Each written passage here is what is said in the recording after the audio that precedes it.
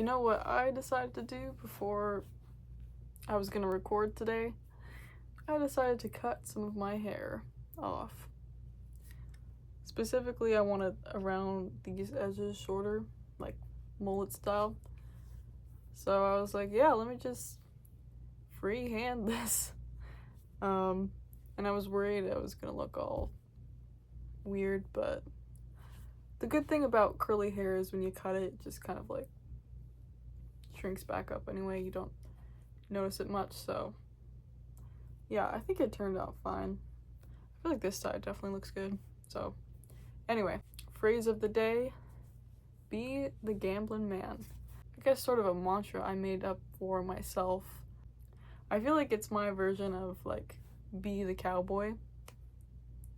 Mitski, you guys know the album? It's good. But sort of for like her, that phrase is supposed to remind herself to be more brave. Kind of the same idea. It's what I have to tell myself when I'm facing my fears. My doubts make it feel like a gamble when I'm trying to make decisions in my life. I'm not actually telling myself to go out and gamble. I just want to be able to do the things that I want to do in life without always having that second of like, oh, well, this bad thing could happen, or this good thing might not happen. Like, just say yes more. Don't be afraid to hear no. If I'm thinking about it, like, there's so much risk to it, and I might as well think about it as the other side of gambling, where there's a thrill to it. That's why people are addicted to gambling. It's true. And if you think about a gambling man, you've got to be very optimistic to be like that in a way. You've got to be very hopeful. You've got to believe in yourself that you could win. The gambling man is fearless. He's not afraid to lose. And I feel like the more you're not afraid to lose in life, the more you have the ability to win. I know. I'm a genius. Like the hair cutting thing earlier, that definitely could have gone bad, for sure. But I sort of assessed the risk and I was like, I trust myself enough to not mess up my own hair. And you know what? I just did it. I didn't wait to book a hair appointment, which I probably still have to do, but I was able to at least clean it up a little bit to how I like it. It's the little things like that that I'm getting better at, but it does for sure take work. If you want to be that type of person who's fearless in life, they go for what they want right away, then you are going to have to do what you are afraid of in order to overcome that. And better yet, not stall on things. So I've mentioned in a video before, I think, that I see this type of stuff at my work, working at a place with ropes course and where you're climbing up high. People will get scared, people are afraid of heights, and I can easily tell when they're trying to stall. Like, I don't know if they even realize it themselves, but they stop, ask questions, like be like, oh, I don't want to go quite yet, stuff like that. I can tell when you're stalling, and that's a very common thing to do when you're afraid. I do it too, not at my work, but with other things where I'm like, oh, I want to try this new thing, but I'll just wait, or I want to do like this social event thing, but being socially anxious, I'm like, maybe not this time, maybe next time. We're waiting until we feel ready, but there's never going to be a moment where we feel ready. We have to decide that for ourselves. And so I'm honestly done with stalling, done with waiting. I just want to get to it. So instead of listening to that voice that's telling me, oh, we can do this later, we don't have to do this right now if we don't feel ready, I make counter thoughts for that. Instead, I want to say, this will be easier if we get it over with quickly. Or I might not have an opportunity like this in the future. I might as well do it now. Or this might feel scary to me right now, but there's a thrilling factor of it as well. I'm trying to, I guess, enjoy the thrill of being nervous and whatnot, because that's another mind trick that you can use too. If you feel nervous or anxious about something, it's just energy that you could easily convince your mind that it's excitement instead. Excitement is a good, positive feeling, right? And that is basically the same thing as nervousness or anxiousness. It's the same sort of bodily reaction that we have. This sort of adrenaline that we get that's preparing us for whatever we're about to experience. And the reason why you don't want to stall when challenging your doubts and fears is because it can just lead to a lot of overthinking, which makes the fear worse. If you want to go bungee jumping, for example, and before you're about to step off, you're thinking, oh, this is what's going to happen if I'm not hooked in right. This is what's going to happen if I fall. This is what's going to happen, thinking of like all the things that could go wrong. Then that's not going to be very encouraging for you to actually step out. And I notice this with myself too, if I'm overthinking some certain conversations.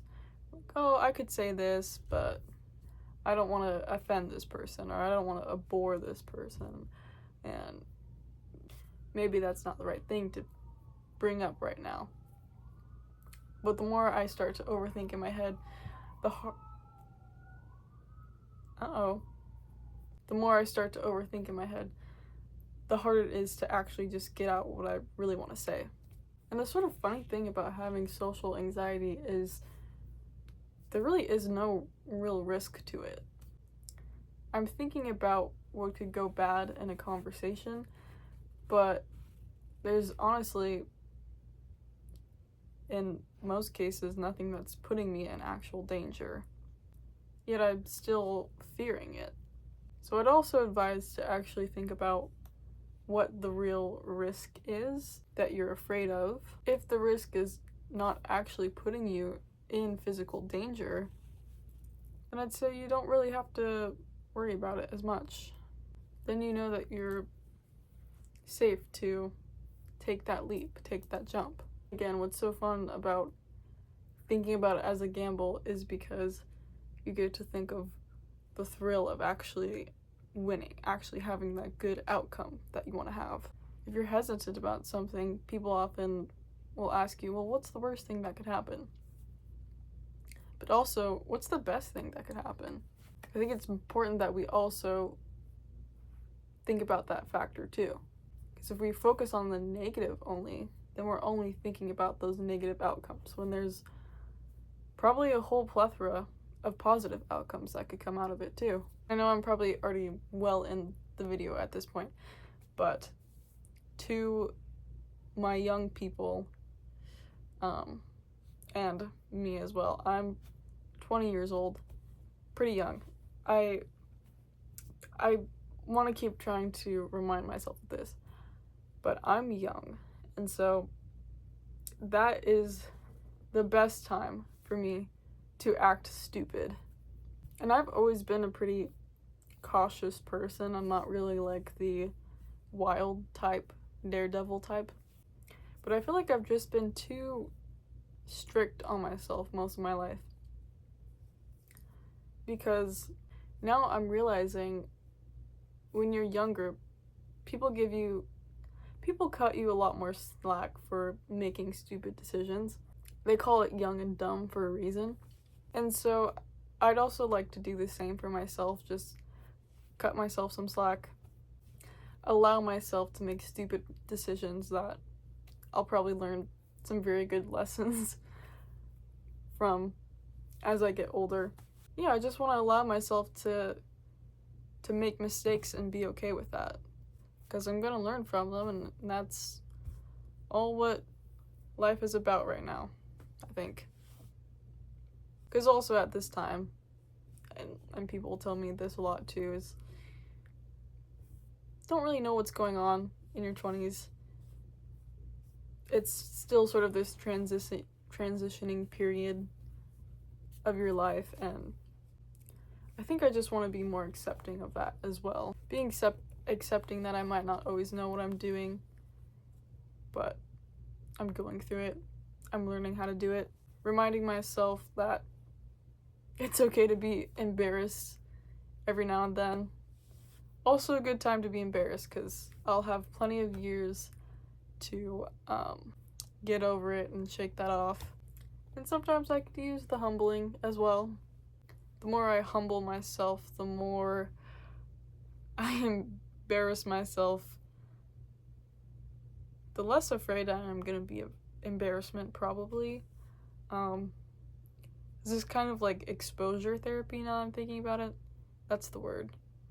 Expose yourself of your fears to become more fearless.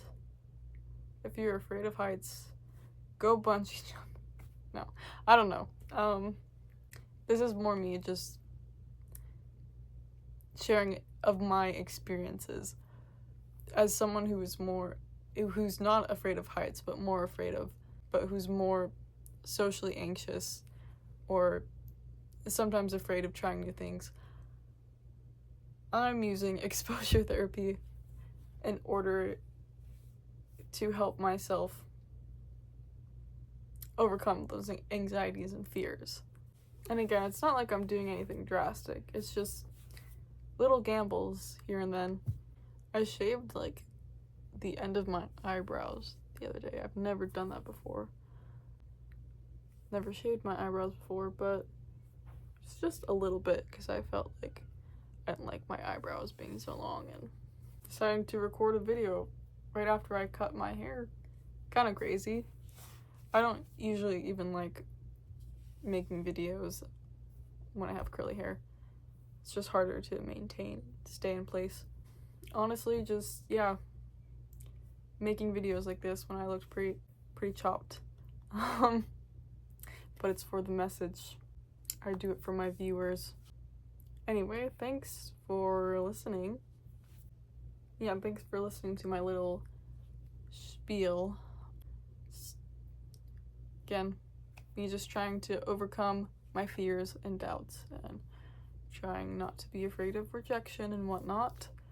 And I hope you've taken something valuable from this video, and I hope you have a good week. Stay safe, be kind to yourself, and don't forget, be the gambling man.